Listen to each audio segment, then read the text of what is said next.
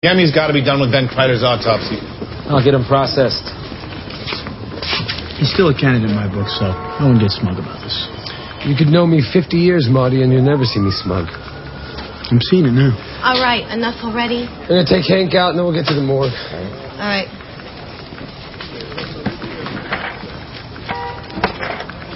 Since when are you his bottom bitch? What did you say? Everything he says, you're in lockstep, Karen. I mean, you can't form your own opinion? No, I happen to agree with the guy, Marty. And you should watch your mouth. Because you've been alienating the hell out of me and Tom. Well, I don't see Tom here, huh? So why don't you speak for yourself? He will not last. And you worked really hard, Karen, to get where you are, but you're going to get zero credit when he washes out and all your old friends feel like you treated him like crap. Get over it. Whatever.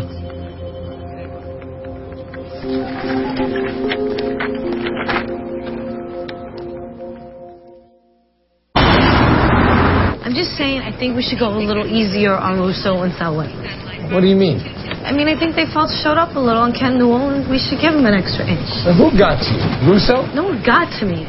Okay, look, if you're going to survive on the job and the people who support you are going to survive, you're going to have to quit with the bull in a China shop mentality.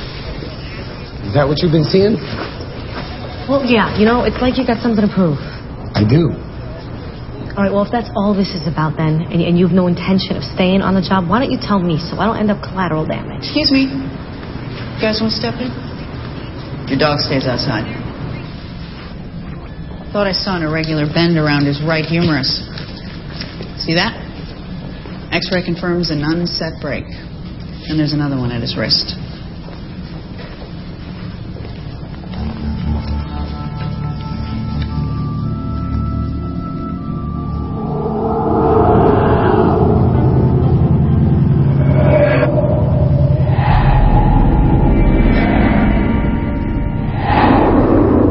What does this mean?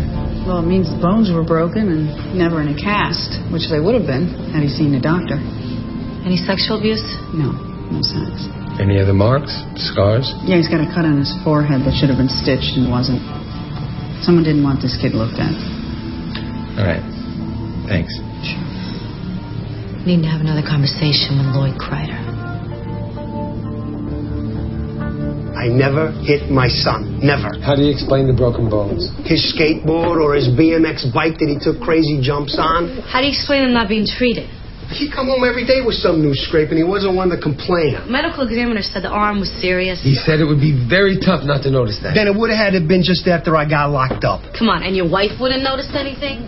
I remember her telling me that Ben was walking around in this sling he'd made. He said it was a sprain, that he was fine, so she didn't question it. Very stoic for a 10-year-old. Oh, Ben's a tough kid.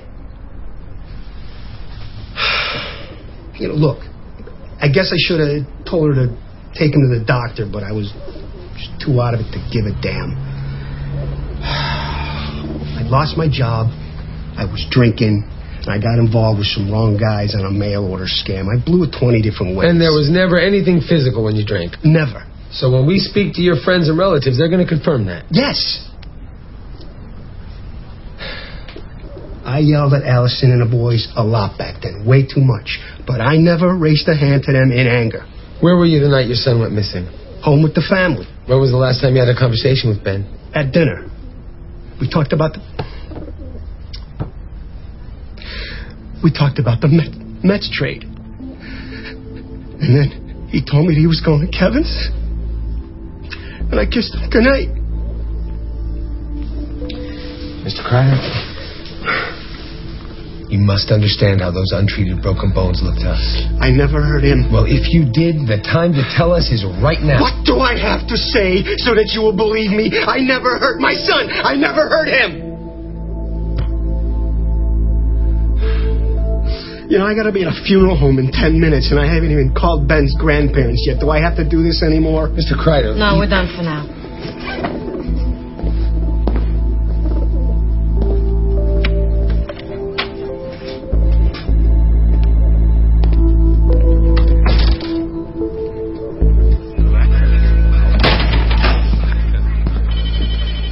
Just saw Lloyd Kreider walk out, another happy customer. What did his work say? Never late, even-tempered. Model Citizen. Little machine shop on the Lower East Side. So what now? Tomorrow morning we recanvass the crime scene, see if anybody saw Kent Newell in the area. Or Lloyd Kreider. Yeah, him too. Because first, we're going to have a conversation with his mother, then the younger son, see if they give up a pattern of abuse. Anyone else who wants to go that route with us, be our guest. Well, just step lightly with the mom and son. But these are questions we have to ask. I didn't say don't ask. I just said step lightly.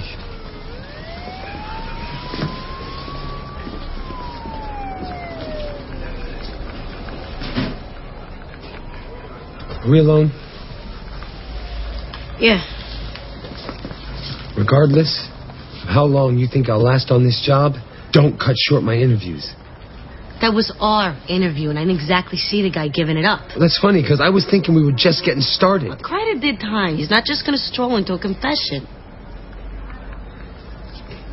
All right. Okay. But we're on the same page, right? He's a candidate?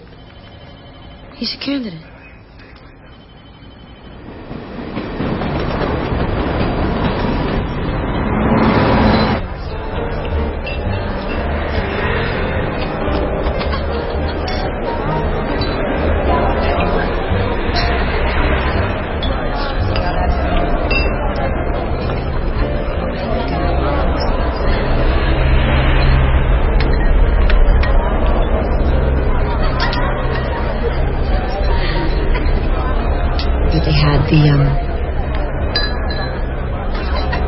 You know what? Excuse me for 1 second. It's 5 minutes since the last time you checked. No, I think it's 10 at least. I'm fine. Really, this is fun. Everybody hydrated? Jim, another whiskey? No, I'm good. Thanks, Clay. What are you slurping there, Christine? The Pinot or the Cab? The Cab. My caterer brought it. Too oaky for my fat Irish tongue. The menu's steak, which I know you adore. Medium, if memory serves? Medium well. Oh, of course. And you being a cop, I'll guess. Raw?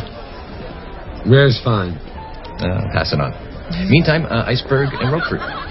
Everybody, have a seat. You and Clay have been hitting the steakhouses. We had lunch once. It must have been memorable. He seems to know how you like your meat.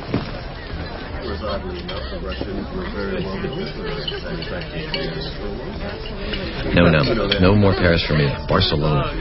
I've never been to Spain. It's New York with better food. There's more to do, and you get an afternoon nap. Sounds like a great place to visit. Are you having trouble with the steak? I don't know. I'd be happy to cut it for you. Fine.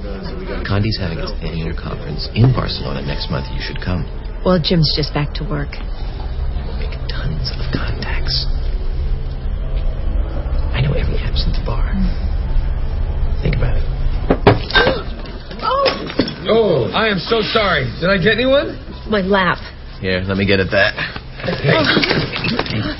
Hey, Clay, you go patting at my wife's crotch, you're going to get your arm ripped off.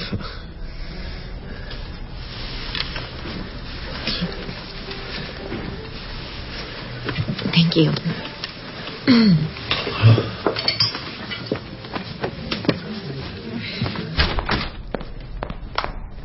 You did that on purpose. I did not. Oh, please send me a postcard from Spain. Jim, we were just talking. Yeah? And I was just clumsy. You know, if you were ready for something like that, you should have just said so. That was fine. You threatened to take his arm off. First of all, that was a joke. And second of all, he was putting his hands on you. No, he was not. Come to Barcelona with me? Whispering, because I'm blind, I can't hear either. He was whispering so the other editors wouldn't feel left out. He thought because I couldn't see, I got no balls. Fine, so you proved that you do, and all it cost me was any goodwill I might have had with my boss. Why are you defending this guy?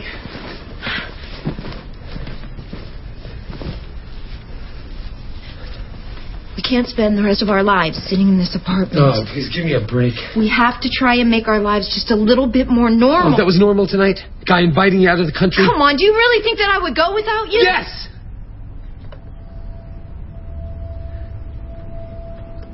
Are you saying that just to hurt me? What have I ever done to support that idea? You don't think the both of you were just a little too close tonight? If you're accusing me of something, you lay it out. All I'm saying is that I could see you going away with him. No, you're accusing me of having an affair. No, those are your words, Christy. Yeah, but that's your world, Jim, not mine. What is that supposed to mean? What do you mean by that? Why don't you just say it? Huh? Say it. Just because you couldn't stay faithful doesn't mean I can't.